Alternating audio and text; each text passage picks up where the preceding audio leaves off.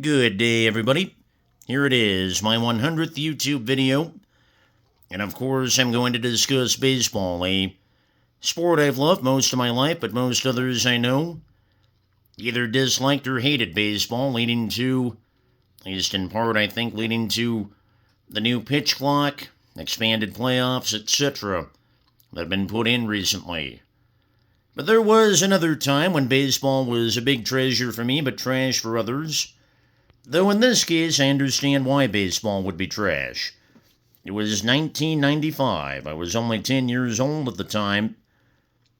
But I was just happy baseball returned from a strike that wiped out the postseason and the World Series in 94. And a lot of people felt very bitter about that, and understandably so. But I was just happy baseball was back when Judge Sonia Sotomayor filed an injunction, believed the owners were wrong, and was backed up by an appeals court. And of course, Sotomayor, working in New York at the time, became a future member of the Supreme Court. That led to the end of the strike at what would have been the beginning of the 95 season, but season was cut to 144 games from 162. I didn't care about any of that, and further fueling my passion, these starting lineups. Like I featured before in other videos, this is John Olerud of the Toronto Blue Jays. At least at the time with the Blue Jays, wore a batting helmet when he played first base after suffering a brain aneurysm when he was in college, and this is Julio Franco, then with the White Sox. He also spent time with the Atlanta Braves, New York Mets, Texas Rangers, played well into his 40s. Julio Franco, and I have other starting lineups here. I'll tell you why I do in a minute. I got them later than 95, but I'll explain a little bit more in the story why I have them, as I accidentally knocked down Julio Franco. My love of baseball, as well as these starting lineups, carried me through a summer that wasn't so great in 95. Robin Ward in 1963 had the song Wonderful Summer that did not apply to me in 95. As a week after I turned 11, a kid came over, a friend, at least at the moment a friend, came over to my house and took over the TV. Then when he went to play outside, which I tried to avoid, but my mom screamed at me to join him, so we played outside, and we were playing basketball, and if I used the same basketball he did, he'd get mad at me, yelling, "No, I want this one." I got mad at him for not sharing, used some choice words. And my mom and dad, of course, blamed me for everything and sent me to my room. And the scary thing is, that was just a tip of the iceberg. A few days later, I spent most of my summer at daycare, Whitmar Learning Center. And a few days later at Whitmar, I was about to make a Father's Day tie-dye t-shirt, and a kid, for some reason I'll never know why, jumped up, grabbed my arm, and did the whole thing for me. I was going to use the spray bottle to spray the paint for tie-dye on the t-shirt, and another kid just grabbed my arm and did the whole thing for me. He did apologize, but that was very strange and very hurtful to have my project done for me without permission by somebody else. Also that summer, I took my lunch every day, had my lunch stolen on a couple of occasions, and then almost every day, people would beg me for food, beg me for a drink. So I brought the diet soda with me at the time, and others would beg for some of it. It wasn't fun, or playing kickball or some other sport outside, and one kid would make his own rules. Kid who was 6, 7 years old at the time made his own rules, slanted so he could win. And anytime he didn't get his way through tantrums like a 2 or 3-year-old, that wasn't fun. And then late in the summer at Whitmar, I had 3 strange things happen all in one day. I wanted to do a project where we were going to launch a soda bottle, like a 64-ounce soda bottle, into the air like a rocket. That I was looking forward to that. That would have been a lot of fun, but after a few kids got to do it and everybody else got called inside, I never got the chance. Same day, one group got to have ice cream for an afternoon snack. The other group got to have pretzels. I was in the group that got to have pretzels that stemmed from being in two different vans coming back from a field trip, and one teacher in one of the vans told her kids they could have ice cream. She wasn't with our group, so we didn't get ice cream. To top it all off, playing with shaving cream on a table, another teacher decided to add paint to it, and it got away, while throwing paint on the table, it got away from her, and she wound up throwing the paint on me. Got all over my shirt, clobbered my shirt so bad, my parents and I had to retire it. Washing it didn't get the stain out.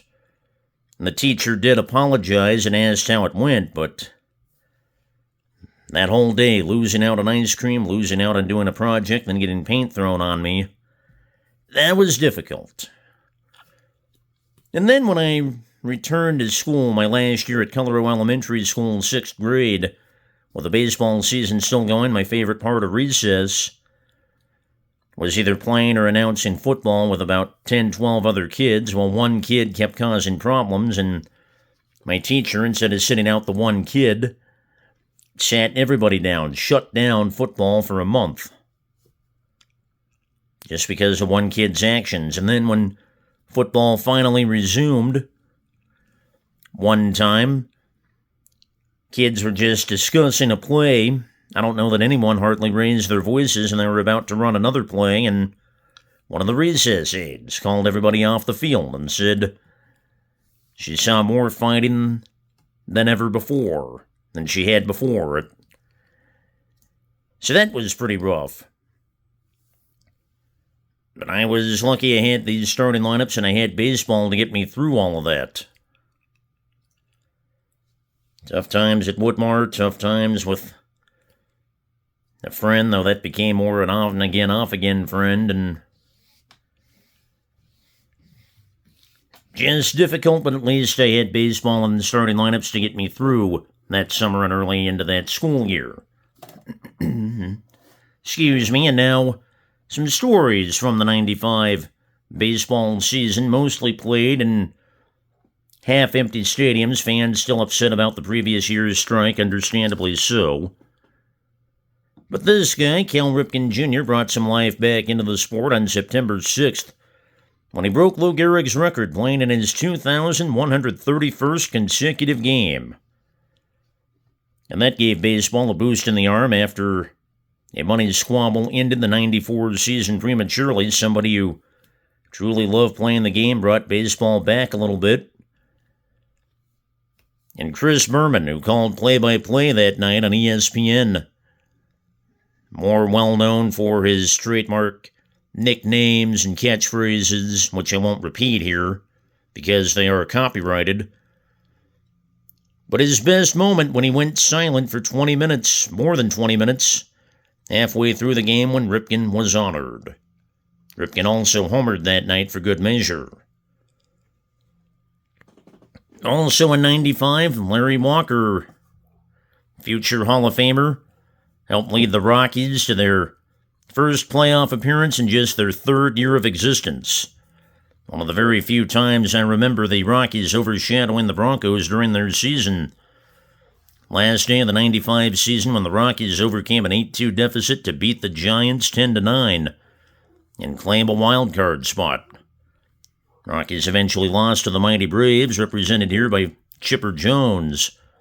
But to get to the playoffs, just their third year, pretty cool. That, of course, became more the exception than the rule, as the Rockies have only been to the playoffs 4 times since then.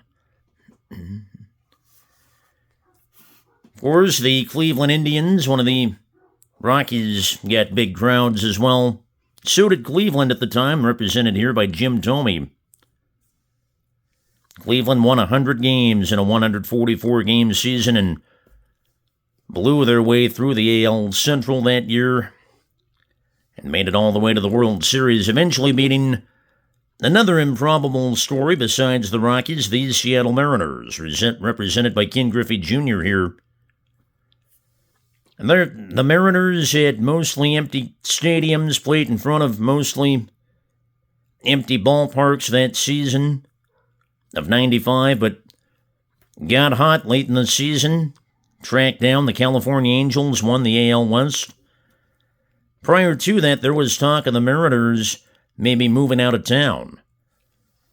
But when the Mariners won the AL West in a tiebreaker, the day after they scheduled into the regular season, sold-out crowd, and then when the Mariners overcame a 2-0 series deficit to beat the Yankees 3-2 in the best-of-5 division series, fans again came out in droves, and that, many people believe, including myself, saved baseball in Seattle. As the Mariners, who were then playing at the Kingdome, now in the more updated T-Mobile Park, and they did run out of gas, eventually losing the ALCS to Cleveland. The World Series came down to Cleveland and Atlanta. Cleveland with a big lineup, including Tomey and Manny Ramirez and Albert Bell. But the pitching-rich Atlanta Braves with Greg Maddux, Tom Glavine, Mark Wohlers, John Smoltz wound up winning the World Series in 6 games, Atlanta's only World Series win between 1991 and 2005, a time when they won 14 straight division titles. I was glad to have baseball back in 95. I know most others weren't, but I was just happy to have it. So those are my thoughts on the day. Is it baseball and starting lineups you see here got me through tough times. Now, thank you for watching, not just today, but over the past 4 years or so, and helping make these 100 videos possible. I'll talk to you down the road. In the meantime, take care, everyone.